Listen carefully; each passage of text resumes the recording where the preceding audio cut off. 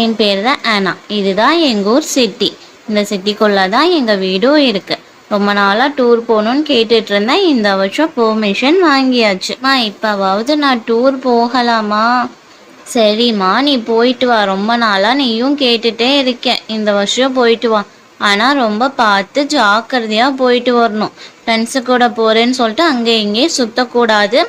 எங்கே இருக்கேன், என்ன பண்ணுறேன்னு எனக்கு அப்பப்போ ஃபோன் பண்ணி சொல்லணும். நல்லா சாப்பிட்ணும். ஓகே அம்மா, தேங்க்யூ. நான் பார்த்து போயிட்டு வரேன். நான் கரெக்டாக உங்களுக்கு ஃபோன் பண்ணி சொல்கிறேன். நல்லா சாப்பிடுவேன். என்ன நான் பத்திரமா பார்த்துக்குவேன். ஓகேவா மம்மி?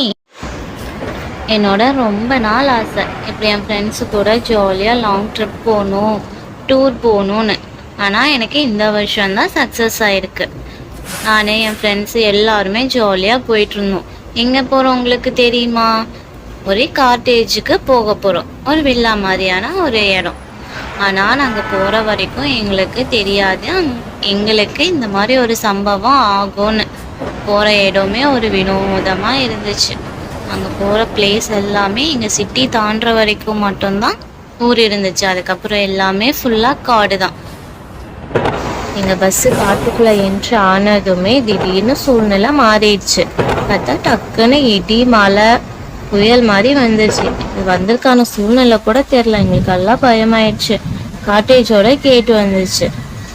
அது கேட்டு பார்த்தாலே எங்களுக்கு கொஞ்சம் பயமாக இருந்துச்சு. அதில் இருந்துமே அவங்க கொஞ்சம் தூரம் ட்ராவல் பண்ணி போனதுக்கப்புறம் தான் எங்களுக்கு அந்த காட்டேஜே எங்களுக்கு கண்ணில் தெரிஞ்சிச்சு. பார்க்கவே ஒரு பேய் பங்களா மாதிரி தெரிஞ்சிச்சு. எங்களுக்கு அந்த பங்களா பார்த்ததுமே ஒரு மாதிரி பயம் வந்துடுச்சு. என் தோழி ஒருத்தி ரொம்பவுமே பயந்துட்டா. திரும்பி போயிடலானே சொல்லிட்டா. நாங்கள் தான் சரி பரவாயில்ல வா உள்ளே போய் பார்க்கலாம், நாளைக்கு காலையில் வேணால் பிடிக்கலன்னா மாற்றிக்கலான்னு சொல்லி கூட்டிகிட்டு போனோம். அவள் ரொம்ப பயந்து எங்ககிட்ட சண்டை போடாத குறையா திட்டிட்டு போயிட்டா. நாங்கள் தான் அவளுக்கு கொஞ்சம் ஆறுதலாக இருந்தோம். எல்லாம் பேசி சமாதானம் ஆயிட்டு அவங்க ரூமுக்கு போய் படுத்துட்டோம். அதான் திடீர்னு எனக்கு ஒரு சத்தம் கேட்டுச்சு. நான் என்னடா சத்தம் கேட்குதுன்னு எழுந்திரிச்சு நான் பாட்டுக்கு அப்படியே உலாவிட்டு இருந்தேன். புது இடமா இருந்ததுக்கு எனக்கு தூக்கமும் வரல. நான் பாட்டுக்கு மேன்ஷனை சுற்றி பார்த்துட்டு இருக்கும் போது எனக்கு யாரோ பின்னாடி இருக்கிற மாதிரியே ஒரு ஃபீலாக இருந்துச்சு. நானும் என்னடா அதுன்னு சொல்லிட்டு அங்கேயும் இங்கேயும் பார்த்துட்டு இருந்தேன்னா தூரமாக ஒரு பேய் ஒன்று வந்துச்சு. அது என்ன துரத்தி பிடிக்கிற மாதிரி இருந்து நான் குடுகுடுன்னு ஒடியாந்துட்டேன். நான் கத்துனதுல என் ஃப்ரெண்டை ஒடியாந்தான். வந்து என்னாச்சுன்னு கேட்கும்போது இப்படி நான் சொன்னேன், நான் பேயை பார்த்தேன், எனக்கு ரொம்ப பயமாக இருக்குன்னு. அவன் நம்பவே இல்லை.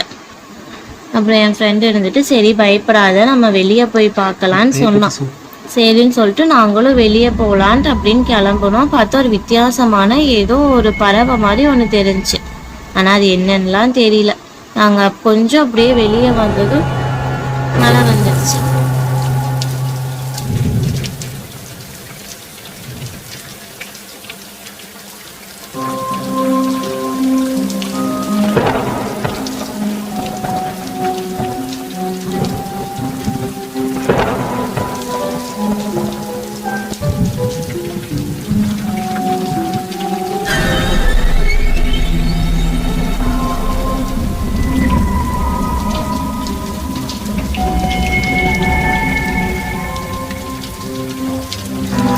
சரின்னு சொல்லிட்டு வெளியே போகலான்னு எட்டி பார்த்தோம். அங்கே பார்த்தா ஒரு மொட்டை மரமாக இருந்துச்சு. அதில் 2 கண்ணு மட்டும் சிவப்பாக தெரிஞ்சிச்சு. அங்கே ரொம்ப பயந்துட்டோம்.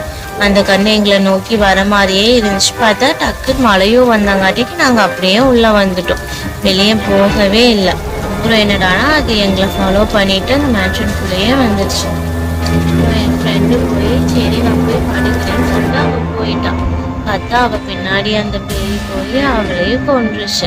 அந்த விஷயம் எங்கள் யாருக்குமே தெரியல. நான் எங்கடா போனக்குள்ள இருக்கா இல்லையான்னு பார்க்கலாமே நான் இன்னொரு ஃப்ரெண்டை தேடி போயிட்டு இருந்தேன். பார்த்தா போகிற வழியில அந்த பேய் எங்கேயும் பிடிச்சிருச்சு.